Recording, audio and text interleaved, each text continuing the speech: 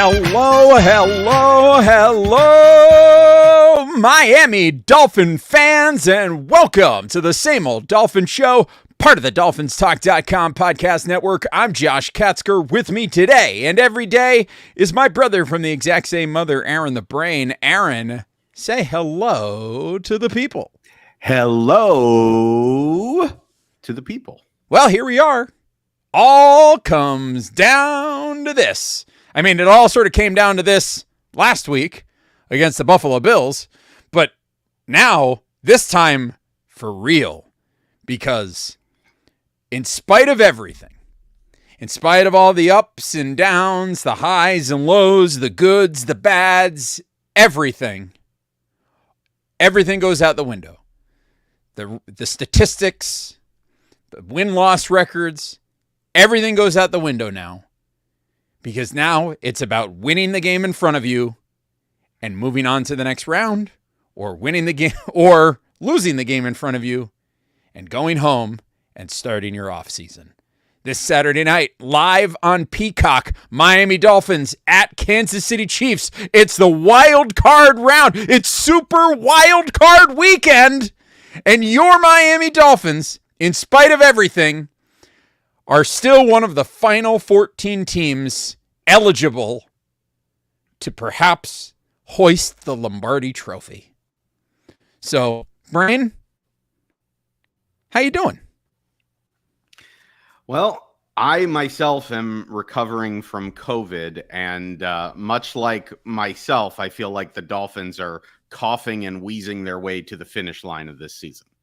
That's a good way to put it, because they are certainly beat up, battered, and bruised, and it sounds like they might be in slightly worse shape than most of us thought they would be coming into this game just a few days ago. And so this is a team that is in rough shape.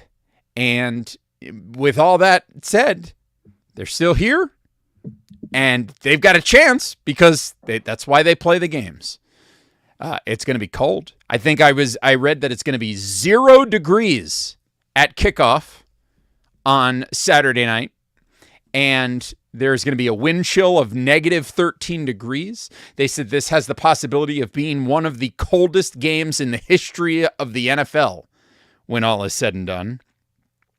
And that's pretty brutal to think about. But hey, both teams have to play in it.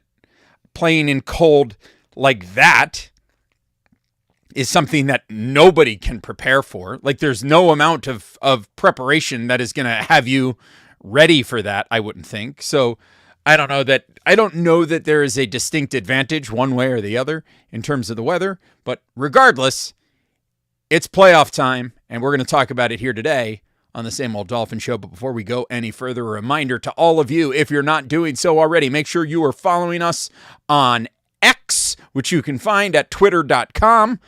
I am at Amplified to Rock. He is at Aaron the Brain. That's at Aaron the Brain. The show is at Same Old Dolphins. You can download, rate, review, and subscribe to the Same Old Dolphin Show on Apple Podcasts, Spotify, Stitcher, SoundCloud, everywhere you get your podcasts. And we appreciate it if you would take a moment to do that. We'd also appreciate it if you'd take a moment to like this video right now on the Dolphins Talk YouTube channel, or if you're watching on the I'm a Miami Dolphin Fan Facebook page. We appreciate that very much. And shout out to everybody who is also listening on demand in podcast form. We appreciate every single one of you who've been along for the ride this entire season with us. Thank you for that. And of course, make sure you're visiting DolphinsTalk.com each and every day. It's your one-stop shop for all things Miami Dolphins. Brain, let's get into this game here. Let's start here, because I think it's important to know what we're looking at here. So I think it's important to talk about what's at stake in this game. Obviously, literally what is at stake is a spot in the divisional round. The Dolphins would most likely travel to Baltimore if they were to win this game.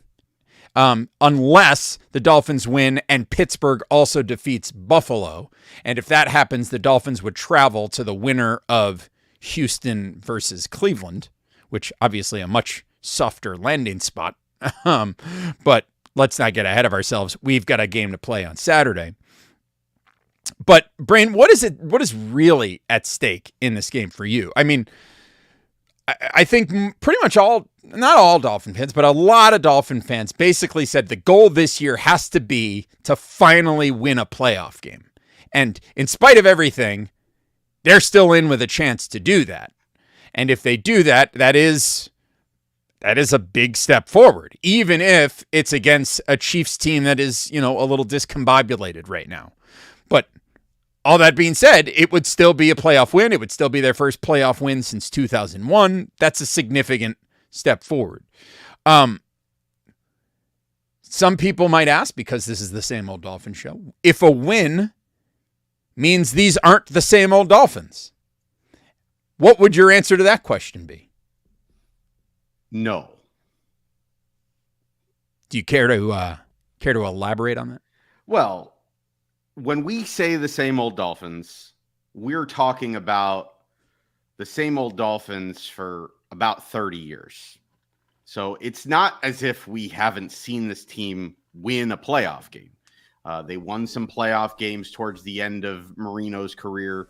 They won some playoff games with Jay Fiedler at quarterback. Granted, they haven't had very much success over the last 20 years. So winning a playoff game would be a huge step in the right direction. But the thing is that really since the late 90s, early 2000s, basically going back to like the 62-7 shellacking in Dan Marino's last game, that's basically been what the Dolphins have been. Their high water mark has been winning a playoff game and then getting absolutely destroyed in the second round. So I do think that contextually there is some difference this year if the Dolphins do end up going to Kansas City and winning in spite of all of the injuries that they are facing and all of the adversity. Even if they were to go win and then get their doors blown in by Baltimore, it would feel a little different than those teams with Fiedler or at the end of the Marino years where they went into the playoffs with actual expectations that they might be able to make a deep run, and injuries weren't really a factor. So from that standpoint, yeah, there's a little bit of a difference. But that said, you go out. I'm not saying that Kansas City is not a good team. I'm not saying that I expect the Dolphins to win this game. What I'm saying is that Kansas City has limped into the playoffs about as much as the Dolphins have limped into the playoffs. So beating Kansas City, while it would be a huge step for this team and this franchise to win a playoff game and win a playoff game on the road, and I think I was probably going to save this for the end. I think realistically, granted, if Pittsburgh beats Buffalo and the Dolphins beat Kansas City, all of a sudden all bets are off because the AFC becomes wide open because Baltimore, let me rephrase that. We wouldn't have to go to Baltimore in the second round. Baltimore would still be by far and away the team to beat. But by not having to play them, now all of a sudden you have a very, foreseeable path to the AFC Championship game. But realistically, if Buffalo does what they're expected to do and beat Pittsburgh, and I believe that they're going to do that, I believe Buffalo is a really good team. I think Dolphins fans are kind of deluding themselves because of the rivalry and because they want so badly for Buffalo to lose that they're thinking that Buffalo isn't really that good, which at the same time kind of takes away from how good you think the Dolphins are. Because if you think Buffalo isn't that good, well, that's the team that, basically just took the division from you. But I do think Buffalo is good. And so I digress. I think realistically, this is kind of the Super Bowl for this team. I think this is the most we can hope for, is winning a playoff game. And so I think that's what's at stake, because I think if you lose this game, we could talk about if you win this game, how great it feels. And then, even if you get your doors blown in. So what does it really mean? But really what you have to look at is what happens if we lose this game. If we lose this game, you know that narrative that everybody's heard all season and as Dolphins fans we're sick of, but then we've kind of come to realize that it's really, you know, a fitting narrative about how the Dolphins can't beat good teams. And, you know, their one game that they're hanging their hat on is a win against Dallas, but they can't beat good teams on the road. Well, if you lose this game, you're going to hear it all off season and you're going to hear it all year next year until they prove it. Yeah. If they lose this game, that narrative is locked in until December 2024 at the earliest. And that's not all, because it's not just the team, it's the coach, it's the quarterback, it's the star players, it's the GM, it's everybody that can be blamed is going to get blamed. And that's going to be the story for the whole offseason. The other thing that's at stake is there are major decisions that this organization has to make financially after this season ends, with whether or not they're going to extend their quarterback, whether or not they're going to extend their star defensive tackle, which players are going to have to be let go, which offensive linemen are going to need to be re-signed, which edge rushers are going to need to be re-signed. There's a lot of big-time financial decisions that this team has to make this offseason, and this is quite possibly the last chance that a lot of players are going to get to state their case as to why they should be brought back on this team as this team tries to build towards hopefully winning a championship. So I think there's a lot at stake. Obviously, the main thing at stake is, can this team finally win a playoff game for the first time since January of 2001? And then, you know, we'll take it from there. Yeah, long way to go for this team. But yes, haven't won a road playoff game since 1999 when they beat the Seahawks. Like the last team the Dolphins beat on the road in the playoffs isn't even in the AFC anymore. So Dan Marino's last win.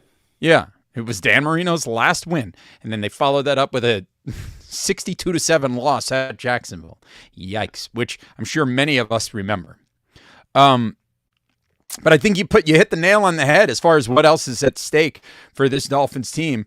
That narrative is going to stick for a year. Here's the other thing that I think is going to be really interesting, and it's going to make a lot of Dolphin fans mad, because I think it is more likely than not that Tua Tagovailoa is going to get a contract extension this offseason. I think it's a pretty nailed-on possibility. And if he goes out there and he has another stinker in this game in Kansas City, which I mean, I'm going to say is more likely than not, again, because the weather's going to be bad, it's going to be windy, and, you know, quite frankly, you know, Tua hasn't shown us, with the exception of like the Buffalo game at Buffalo last year, late in the season where he had a pretty good game.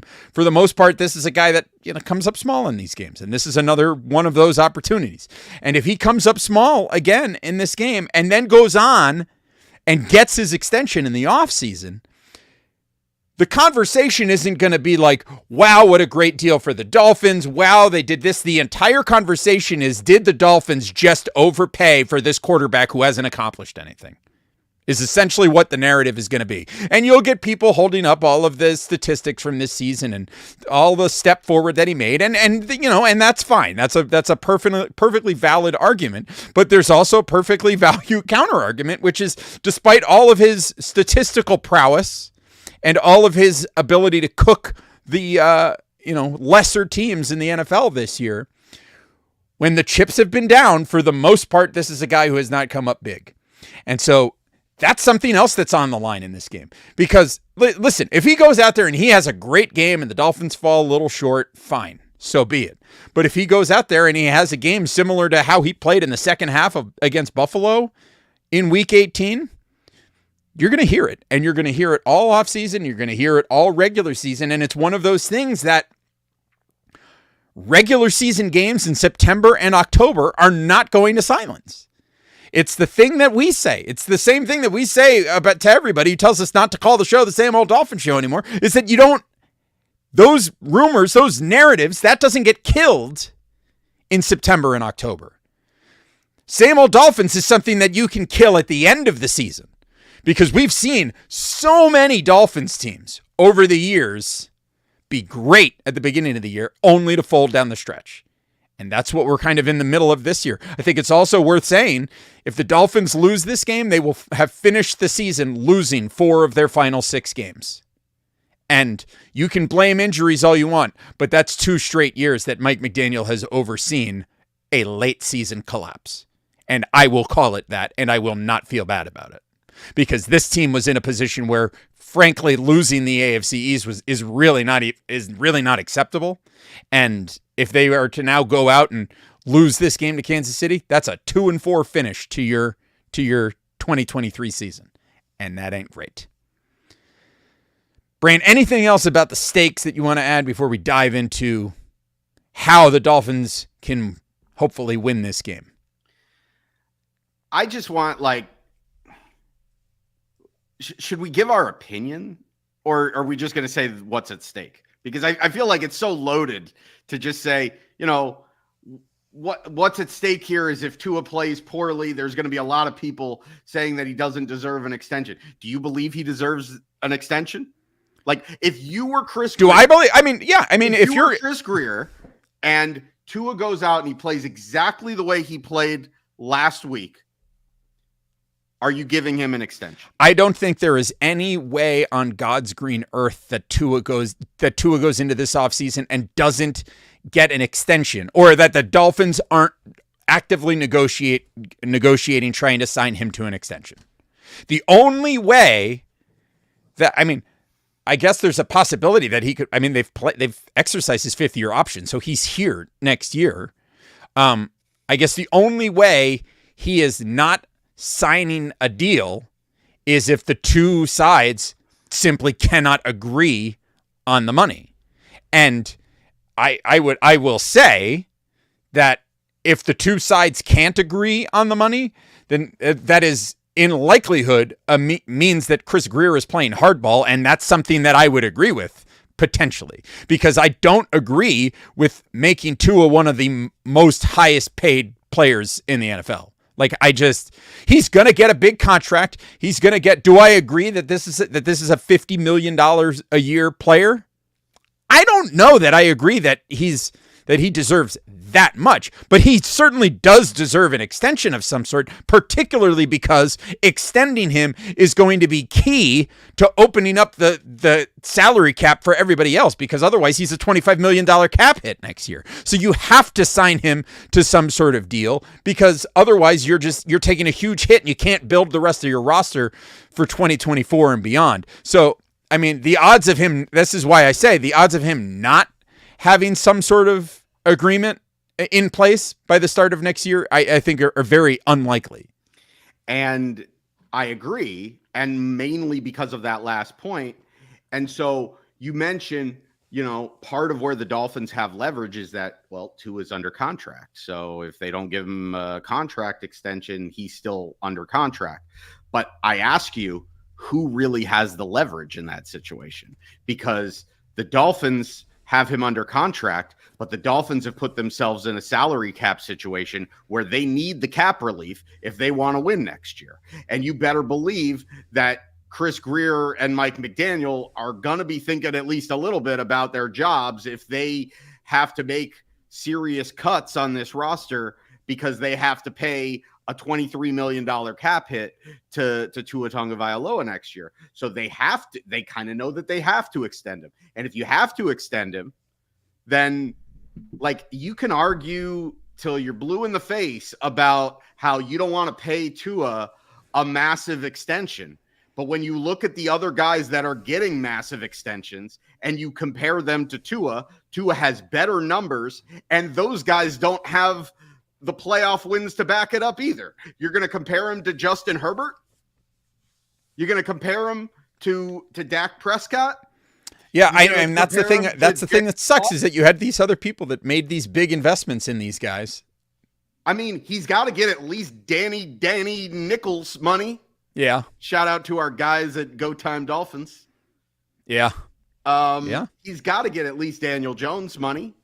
So, like, you're gonna pay him. Yeah, of Like, course you're gonna pay him. You're gonna pay him. That's what I'm saying. I don't know that there's a whole lot at stake for Tua. Maybe like some guaranteed money, maybe like $10-15 million of guaranteed money that, guarantees like the second or third year of his contract, but they're going to extend him. So get used to it, guys. But I think I saw somebody saying, look what happened with Jones. They signed him this big thing. I think the difference is with Tua in his extension, there's going to be a lot of outs for the Dolphins in this contract. And there's going to have to be, because while he did play this 1 year and he has stayed healthy all this year, which is big and important. And that's a large part of why he's going to get this contract.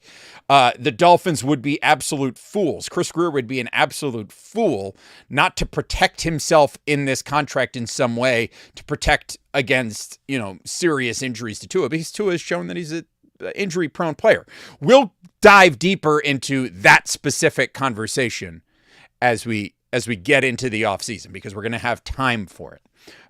But all of that to say, Tua kind of needs to perform on Saturday, even though it's going to be pretty rough conditions for him to perform in. But Brian, I agree. Like Tua has to step up big, and the other thing to keep in mind, which should help Tua show up big. Granted, not optimal playing conditions, but this should be the healthiest the offense has been. Yeah, in a long time, since about the Philadelphia game. Yeah. So and I think that's going to be important. And let's just dive into it here, because I think that while the Chiefs offense has been out of sorts, the Dolphins defense is so beat up. We know they've signed Justin Houston, Bruce Irvin, Malik Reed, brought these guys in, some extra pass rush support. And when Vic Fangio was asked about it, he said, great, we need the bodies.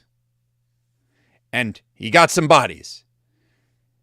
Those guys are new. They're probably going to cycle in and out of the game, and you're going to get what you can get out of them.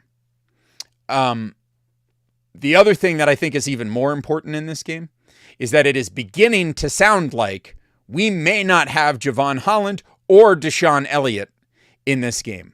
Neither of them were practicing because of, Holland, his MCL issue crept back up, and I guess he was in limited action against Buffalo, and now he's hurting again. And Deshaun Elliott injured his calf right before the Buffalo game, and Mike McDaniel said he's not going to have any practice reps this week in order to hopefully let him be in the training room and hopefully have him out there for this game on Saturday.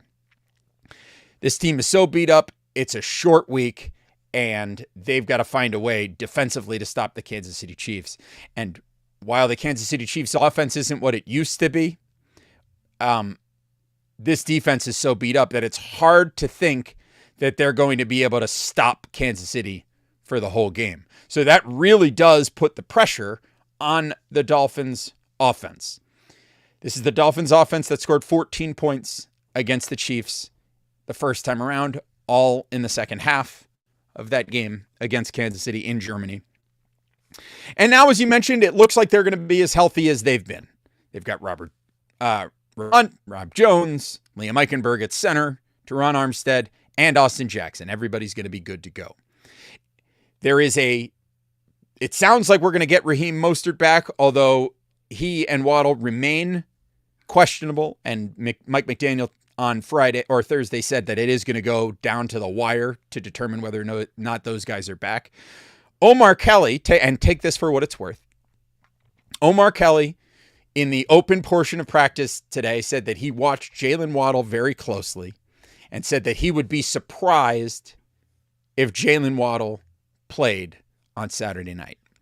And the thinking behind that is, are you going to activate Jalen Waddle if he is if he is going to be limited and runs the risk of re-aggravating his injury and then not being able to play, it's basically weighing his roster, using a roster spot on him or using that 53rd roster spot on activating Malik Reed from the practice squad. And what's going to be more important for the Dolphins seems to be the question. But let's say, just for the sake of argument, that Mostert and Waddle are back in there. Then this is the closest the Dolphins... I mean, frankly, if Mostert and Waddle play, the Dolphins are at their maximum capability for health in terms of, the only players they'd be missing are Wynn and Connor Williams, who would have the long-term injuries. Otherwise, they'd have everybody back, all of their offensive weapons. And to me, Brain, the key in this game for the Miami Dolphins, based on how injured their defense is, I think this Miami Dolphins offense, in order to win this game, has to score 4 touchdowns on Saturday. Oh, wow. I think you got to get 4 touchdowns. Because I just don't know that. I think the Dolphins defense was almost at its peak health the first time they met. And that team held the Chiefs to 14 points offensively. They also got a fumble touchdown. And so I think that's what's going to be required. I think in order to win this game, they're going to need this offense to really find a way to click. And if the weather is going to be bad and the wind chill is going to be bad and they're not going to be able to throw the ball, then this offense is just going to need to grind it out on the ground. And they're going to have to use a combo of Mostert, Jeff Wilson, and Devon Achane in order to put the ball in the end zone 4 times to beat this Kansas City Chiefs team. Well, yeah, I mean, so you heard it here first. Josh says take the over. I'm not saying that's what you should. I'm not saying that's what's going to happen. I'm saying that's what the Dolphins need to do to win. All right. Well, we'll check back at the end of the show. Don't read between the lines, folks. Look, I think if you're going to win the game, the offense needs to play well. I think you need to run the ball. I think the conditions dictate. It's hard to grip the ball when it's that cold. It's hard to catch the ball when it's that cold. I'll say probably a little easier to catch Tua's ball than it is to catch Mahomes' ball when it's that cold. So take that for what it's worth. I don't know that you need to score 4 touchdowns because it's not like Kansas City is, an offensive juggernaut. They haven't been all season, and they certainly haven't been down the stretch. But we are beat up on defense, so you need the offense to pick up the slack. I think if you're going into this game and you're saying you can either play a Jalen Waddle at 70 to 80%, or you can elevate Malik Reed from the practice squad, it's a no-brainer because you're not holding Jalen Waddle out to play next week. There's no tomorrow at this point. And if you're sitting there and you're saying, well, the offense needs to carry us this week, I don't need Jalen Waddle to go out there and have a big game, but I need Jalen Waddle out there so that the opposing defense has somebody else to respect on the opposite side of Tyreek Hill so that they're not just playing single high and putting 8 guys in the box and doubling Tyreek Hill. Because you want to run the ball? Well, what makes it a lot easier to run the ball is getting the opposing defense to not crowd the box, and they're going to have a harder time doing that if you've got Jalen Waddle even at 70 to 80%. Because if Jalen Waddle's not out there, they just aren't going to respect you. They're not going to respect Cedric Wilson. They're not going to respect Braxton Berrios. Not Braxton Berrios. Chase Claypool. They're not going to, respect River Craycraft. They're not going to respect any of these guys. And you know why? Because they don't have to. Because none of those guys are beating man coverage. So if Waddle doesn't play, they are putting themselves in a hole. And what? To elevate Malik Reed? Like, I know that you just, signed Melvin Ingram a couple of weeks ago. And I know that you just brought in Bruce Irvin and Justin Houston. I get it. But you can't figure it out with what you got. to have like a guy who wasn't even good enough to make this team's practice squad? Because the guy was on the roster. They signed him this season, and he wasn't good enough to make the roster. Like, we don't need the difference in this game. I can definitively say, and if I'm wrong on this, clip it and show it for eternity. But I'm pretty confident.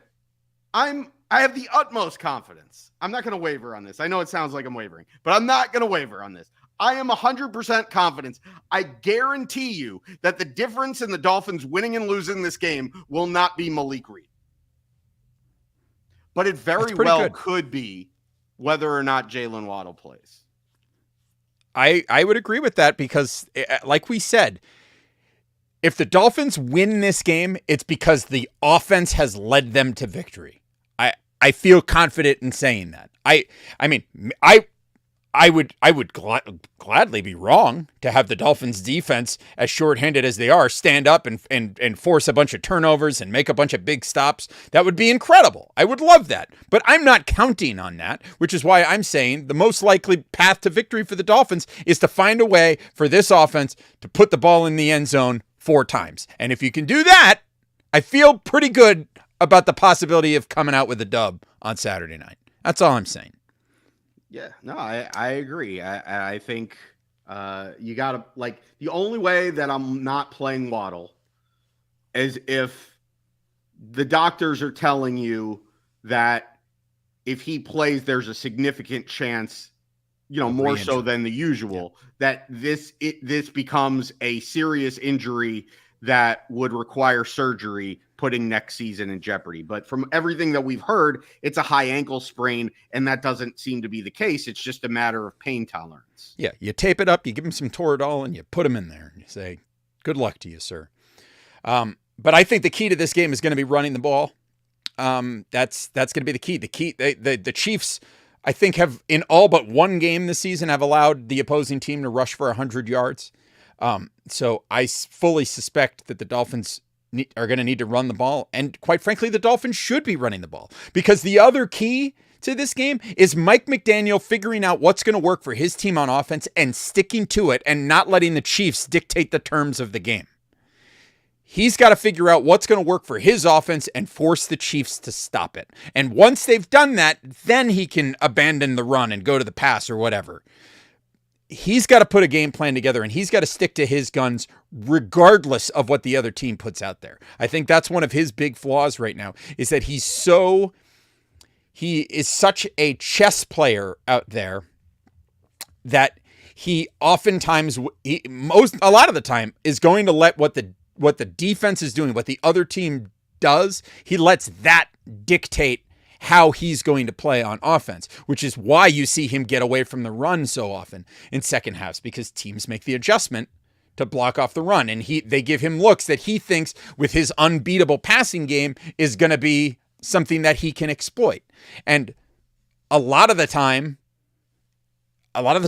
it results in bad things happening for the Dolphins. So I'm hopeful that he can stick to his guns and, run the ball. Just run the damn ball and let that work, because you're going to have success doing it against this team, particularly if you have 4 healthy running backs with Chris Brooks as well. So, Brain, any other thoughts from you on what the Dolphins need to do on the offensive side of the ball in order to win this game? I agree with you. I think far too much, and this has been a criticism that we've had of them all season. Like, even when things were, when they were at the highest of heights and they were the number 1 seed, we've said they're a little too finesse. And, what's the definition of finesse? The definition of finesse is, we're going to let you dictate the terms. We'd rather run around you than run straight through you. And sometimes when you get to the end of the season, in this weather, in these environments against good defenses, sometimes you just got to take it. Sometimes you just got to run through the opponent. And I think this has the potential of being like, sort of a breakthrough if they can do that.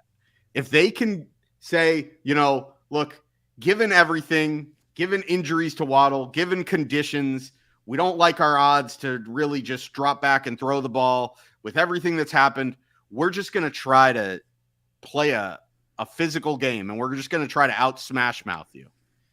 And if it works, I think it has the chance to have a really lasting impression on this coaching staff and on this team moving forward. Now, does that necessarily mean anything going on through the rest of the postseason if they win? Well, that remains to be seen. But I think it's an important lesson that you'd like for them to learn at the very least before next season.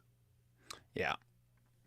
Well, we'll talk about what the Dolphins need to do on the other side of the ball in just a moment. But first, a reminder to you to make sure you go to calderalab.com and use the promo code Dolphins Talk so you can save a bunch of money, 20% in fact, on all of the wonderful products that they have to offer over there that are going to make you look young, rejuvenated, and fresh, fellas. It just takes a couple of minutes at the beginning of the day, couple of minutes at the end of the day, and you're going to look refreshed and young and rejuvenated, and it's going to make you feel good. So calderalabs.com, use the promo code Dolphins Talk to save 20% off of your order. Brain, defensive side of the ball. Oh boy. Well, last time around, I believe the last time they played the Chiefs was Jalen Ramsey's first game back. And no, it was the Patriots game the week before. Oh, it was okay. So he was there, but he played that game, and he and I think it was Holland basically locked down Travis Kelce in that game. He received for 14 yards. Since that game, Rashee Rice has come into his own as kind of the number one receiver for this Kansas City Chiefs team, giving them another receiving weapon. Additionally, they also have Isaiah Pacheco in the backfield. So we'll see a lot of Pacheco. We'll see a little bit of Clyde Edwards-Helaire in this game. We're not going to see Jerick McKinnon, who's out for the year.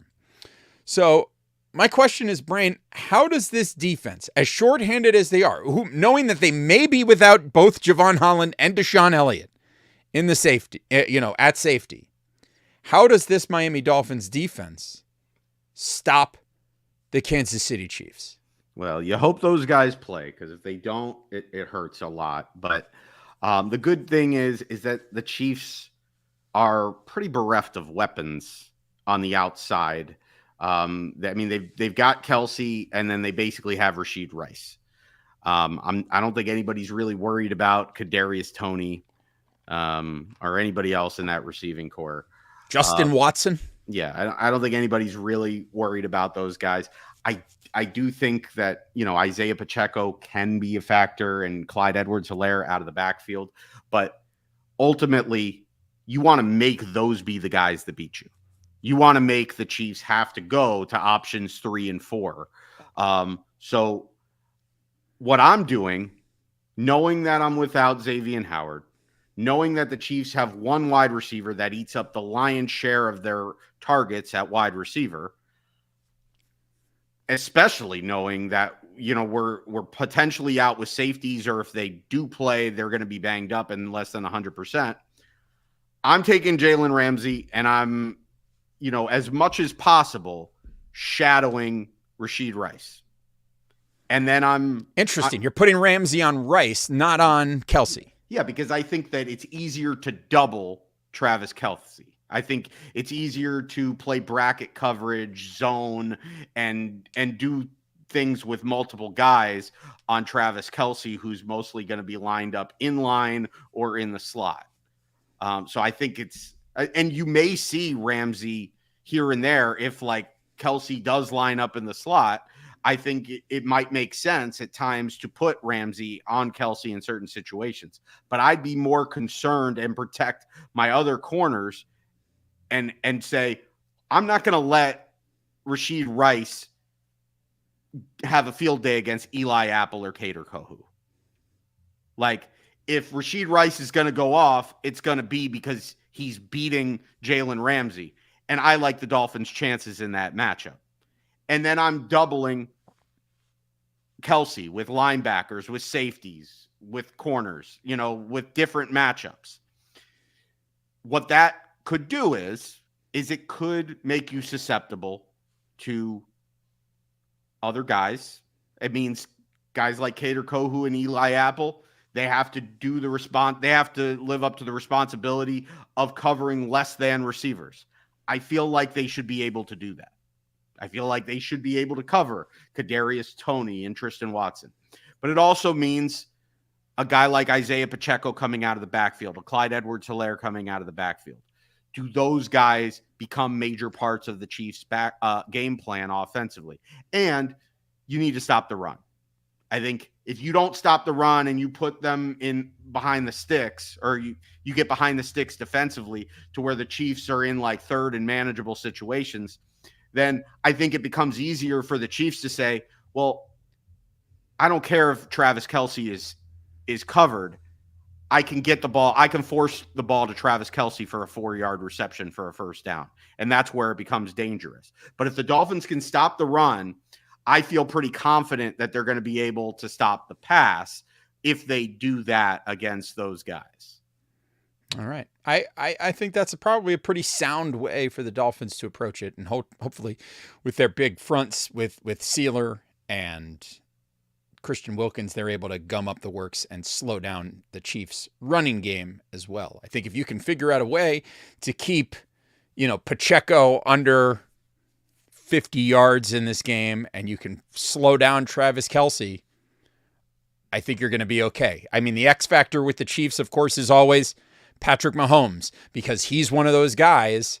I think we talked about this in the last episode. We talked about how in the NFL, there are about 4 or 5 quarterbacks out there who are elite, game-changing quarterbacks because they have the ability at any moment to pull something out of a hat to make a play happen, even when there shouldn't be a play to be made. And Patrick Mahomes is one of those guys, whether that's finding somebody somewhere on the field that he can get the ball to or doing it with his legs. This is a guy that knows how to make things happen off schedule. And that's something that the Dolphins are going to have to account for as well. I don't know that Mahomes is necessarily a guy that you're spying a lot of the time, but it's something that you're going to have to be aware of, is that he does have the ability to beat you with his legs from time to time. So that's the other thing. But if you can make it where he's trying, and that's what he needs to do to try to beat you, is he has to try to play hero ball, I think that's probably going to work in the Dolphins' favor, given what the weather conditions are going to be in this game, Brian. Yeah, well, so, I think he'll get his. He'll have some plays where he scrambles. He always seems to. I think ultimately, like it is in any big game, you need your big-time players to step up. And you especially need your big-time players to step up when you have guys that are down with injuries. And what we saw last week was that Christian Wilkins and Zach Sealer stepped up. I'm fully expecting those guys to do it again. I think those guys will be the biggest factor in whether or not this Dolphins defense has success. I'm not expecting the Dolphins defense to go out and, hold the Chiefs to 200 yards and 10 points or anything like that. But the Chiefs may move the ball, but can those guys step up and make a play? Can they get off the field on third down? Can they put them behind the sticks because of a big tackle for a loss? That's what you need. You just need your big-time players to step up. And I think when you look at it realistically, with Xavier Howard out and Chubb out and Phillips out and even Van Ginkel out, possibly Holland out, there's 3 guys. There's Christian Wilkins, there's Zach Sealer, and there's Jalen Ramsey. You need to ask these guys to have Herculean efforts. Now's the time. Yep. That's what they got to do. And if you can force some turnovers, win the turnover battle in this game, this seems like the kind of game where something like that is going to play a big role. So if you can force some turnovers and hold on to the ball yourself, you're going to have a chance to win. All right, Brain, it's time for one hot take. So let's get down to it. This is where we ask you to tell us what you think is going to happen in this game. We want one take. What is one hot take that you have for Dolphins at Chiefs this Saturday on Peacock? Stop complaining. Pay $6. Get Peacock. I don't want to hear it. I I want to hear about, I don't want to pay, the NFL, they're making me pay $6 to watch a playoff game. Get off my lawn, herby derby derby. Shut your mouth, pay the $6 and watch the game. If you're listening to this podcast and you're complaining about having to pay $6 to watch a single playoff game. I didn't hear people complaining when ESPN decided they weren't going to put the games on ABC and instead put the game on ESPN. Did you complain then? That's not free. You got to pay people complained.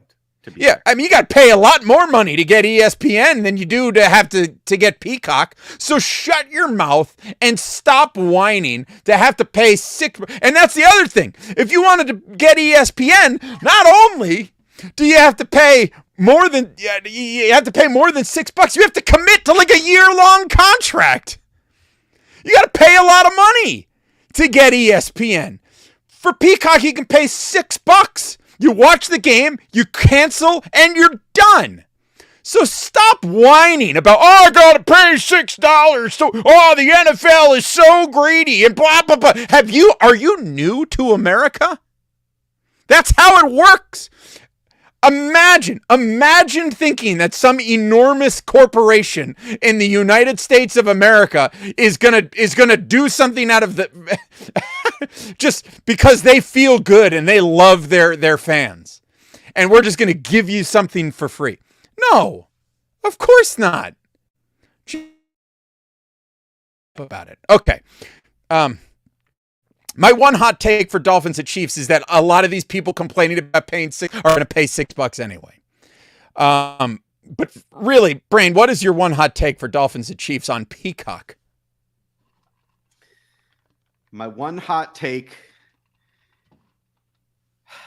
This doesn't feel like a hot takey kind of game, but I'm gonna say that the Dolphins are gonna fake. They're going to fake a kick in this game. Oh, that's a good take. I don't know if it's going to be a field goal or a punt. I'm going to say that the Dolphins are going to fake a kick. It's not great conditions to kick. So, like, if you get the right situation, right place on the field, right down in distance, I feel like it could be an opportunity to fake a kick. And I think it's going to work. The Dolphins are going to fake a kick, and it's going to work.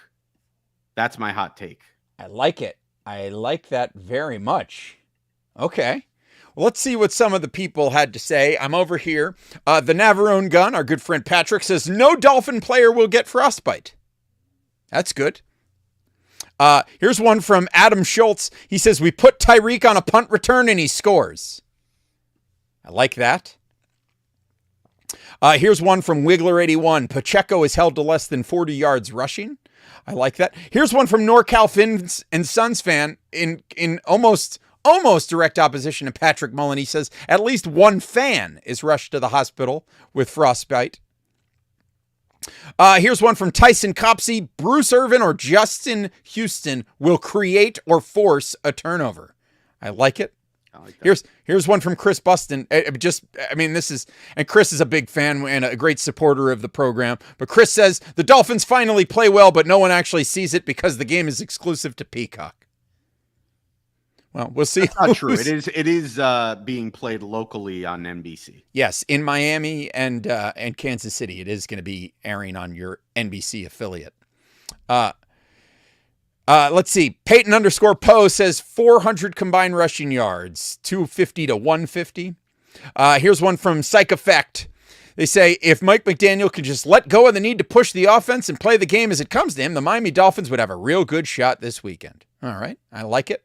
How about this one from Wes? On the last play, Tua throws a fade to the corner of the end zone. Dolphins win. The ultimate FU. Yeah, that would be unbelievable. Let's see. Here's one from Jason Smith. Smythe with a game-winning TD. And one for, how about our good friend, the Dolphins end zone? Dolphins shock the world and win 3-0. No way. He's picking the Dolphins to win this game? Picking the Dolphins to win? That's the hottest take. That is a scalding take from Dolphins end zone. Let's see what we got here in the chat. Let's see. Here's one from Brad Keel. Ramsey game-saving interception. Golski, the rare live appearance from Golski here. Achane lights it up and gives us hope, but Tua throws a red zone pick 6 and ends the season. Woof. Here's one from Chris Petit. Mike McDaniel calls more run plays than pass plays. And, here. Chris Petit. After I said it wrong. Unbelievable. Chris Petit. I am sorry, Chris. The hashtag one hot take was McDaniel calls more run plays than pass plays. And then he says in the comment, and the name is Chris Petit, not Petite, as I said it when I first read it. Oh, I'm sorry, Chris. Oh, my goodness. Who's producing this show? Let's see. Here's one from Leon Wilson. We're going to sack Mahomes 3 times. Let's see. We got any other one? Here's one from John. Achane goes over 150. And let's see. What else we got here? Yeah, then we got mine. Because listen, this might be my last chance to do this year. So I'm going to do it. I'm going to say it again. Alec Ingold receiving touchdown. Sauce it. Let's go. So there it is. That's our one hot take. So now, Brain, the only thing left to do is make a prediction. You want to go first? You want me to go first? I'll go first. Okay, Brain's going to go first, making his prediction. And everybody in the chat, throw your thoughts in the chat. Put them in the comments. If you're watching the video after the fact, let us know in the comments. What do you think the final score of this game is going to be? Brain, take it away. I think this thing's going to be ugly. Nobody wants to play in 0-degree weather. Nobody. And I think, for being real about it, like the Chiefs, this is, look, Patrick Mahomes is great, but he's not immune. He's not perfect. Like, without weapons, he's had a good season, but he hasn't been great, and the Chiefs have struggled to score points. Yeah, he's got the Kansas City Chiefs version of having Preston Williams, Devontae Parker, and Jakeem Grant as his wide receivers. Yeah, it's not a good receiving core, and it's a receiving core that's let them down over and over and over again. It's not like they are some powerhouse running team either. Look, Mahomes is going to make some plays. They're going to get some first downs. They're going to put some points on the board. Like, you're going into this game extremely short-handed, and hopefully Holland and Elliott can find a way to play, and that eases things a little bit. But regardless, you're going in short-handed. But you are also, if Holland and Elliott play, let's be real about it, you were basically almost as short-handed against Buffalo, and Buffalo's offense is a lot better. And you held them to 14 points. Granted, Buffalo left a lot of points out there. But this is the kind of Kansas City offense that's probably going to leave some points out there too. I think your big money guys on defense need to step up. And on the offensive side of the ball, you're going to be, look, I hope Waddle plays. Even if he's not 100%, I think it's important. I think it really helps the offense. I think Mostert's going to play, but if Mostert doesn't play, I think you can mitigate that because Achane's been so good, and you still have Wilson. I think you could still have a great running game even if Mostert doesn't play. But if Mostert does play, I think it gives you the advantage of being able to play Mostert and Achane on the field at the same time, along with Tyreek and Waddle, which is when this offense is at its most dangerous. There's a lot of reasons why I would pick the Dolphins to win this game. I actually think the more I've thought about this game logically, I believe the Dolphins should win this football game. But the body of work of this football team this season has given me no faith that they're going to beat a really good team, particularly on the road, particularly a seasoned championship proven quarterback and coach. The literal defending Super Bowl champions. Yeah, I have no faith that they're going to do that. So I can't pick them to win, but I'm not going to be shocked if they do. I think this is a close game. I think their defense steps up. I don't think this team's just going to fold, but I think they're going to fall short in an ugly, close game, 27-23. So you're saying that if the Dolphins could score 4 touchdowns. Yeah. I actually think this is going to be the kind of game where it's actually like there's a feeling out process where it's kind of close and it's kind of looks like it's going to be like a race to 20. And then at some point in the second half, they're going to kind of get acclimated to the weather and it's just going to turn into a regular football game. And they're going to say, look, our season's on the line. And both teams are going to start moving the ball. And it's going to end up, being a little bit higher scoring than most pick. Well, but yeah, if they score 4 touchdowns, they win. That's what I'm saying. Yeah. How about that? Here's what I think. I am completely at peace coming into this game. There was a time that I think I probably would have been really, really nervous and really pumped up about this game, and really thinking about all of the positive implications of going into Kansas City and getting a big win. But I think based on the performances that we've seen from this team the last couple of weeks and the mounting injury issues that they're having, and quite frankly, the very real possibility that they could be without Javon Holland, Deshaun Elliott, Jalen Waddle on Saturday. I'm at a place where I just have no expectation that the Dolphins win this game. I think everything in my body is telling me that the Dolphins are going to go out there and lose this game on Saturday night. That doesn't mean I don't think that the Dolphins can win, that the Dolphins could win. And this certainly doesn't mean that I'm not going to be screaming my head off and swearing at the television and going nuts and cheering, the way that I do for any other game. But I just think at this point, because of how things have played out, because of the mounting health concerns with this team, because of the fact that it's going to be played in the cold, and quite frankly, based on as you suggested, based on the body of evidence of what this team has put out there on the field when it has come to big games and big opportunities to change the narrative, how often this team has failed to come up and failed to answer the bell in those scenarios, I think I have a very hard time expecting the Dolphins to win this game. So while I would very much love for the Dolphins to win this game, I think they're ultimately going to fall short in this one.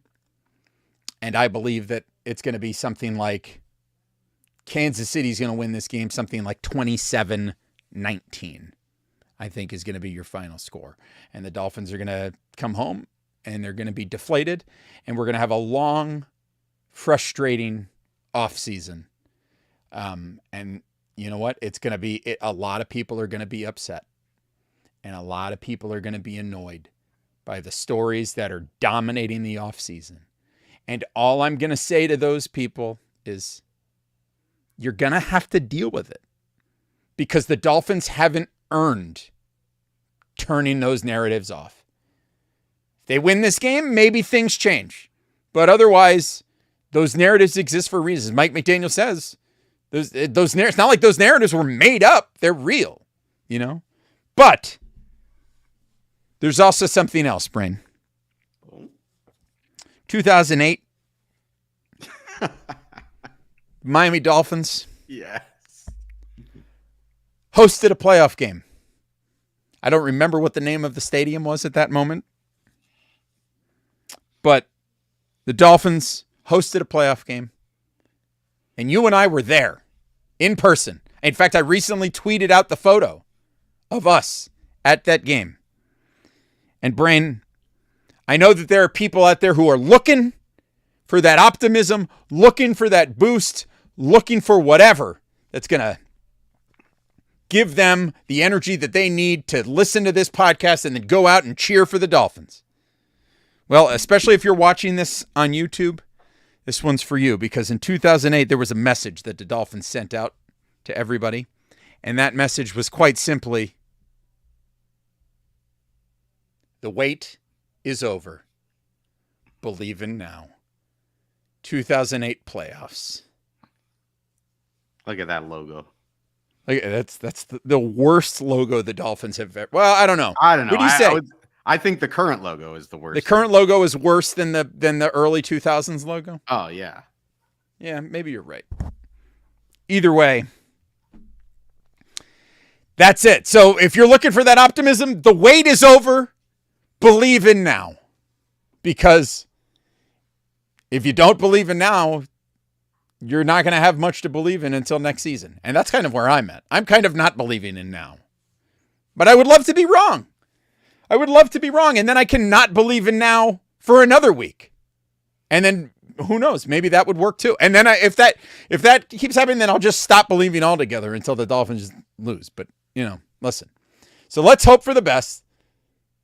Let's hope that the Miami Dolphins can figure out a way to go into Kansas City and come up big and surprise us. Because quite frankly, for me, I would be surprised if the Dolphins won this game based on their behavior over the last, this full season of these big games.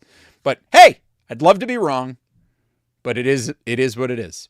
So, Brain, that's going to wrap us up for this episode of the Same Old Dolphin Show. You got any parting words for the people before we get out of here? Look, just win this game and you salvage the season. If things break right and you end up playing Cleveland or Houston next week, then, we could start to get excited again about the possibility of how far this team can go. But 1 week at a time, win a playoff game, man. I mean, I'm so tired of we haven't won a playoff game since the Clinton administration. Yeah. Wouldn't it be nice to not have to say that? Yeah. So now's your opportunity. Believe in now. Believe in now, Miami. Believe in now, Dolphins. Just win. Just win a playoff game. Or don't. Whatever. It's going to certainly make our show interesting this offseason if the Dolphins don't win a playoff game again. But I want to make it clear that that's not what I want to happen. Well, let me just add on to that real quick before we wrap this up. Jesus. Because you know how these things work. If the Dolphins win this game, it's going to be about how the Chiefs were a fraud all along. Oh, yeah. And that if the Dolphins get their doors blown in, people will be like, oh, great, you beat Chiefs on the worst team that they've had in a decade. And then you got your doors blown in, big whoop. Listen, if the Dolphins beat the Chiefs, I don't care who the Dolphins beat. The Dolphins win this game with my wife at outside linebacker. That's tremendous. That's big. That's a great win. And I don't want to hear anybody say anything to the contrary. If the Dolphins win this game on Saturday, that is a huge win, regardless of who they beat. On the condition that this team is in and what it will do for this quarterback and this head coach, if they win this game, it's enormous. Okay? No mistaking that. So, that said, believe in now. Thank you for listening. We will be back on Monday, recapping the game, talking to you, letting you know our thoughts, one way or the other. But until then, take care of yourselves and each other. And, as always, go Dolphins! Herbie Derby Derby.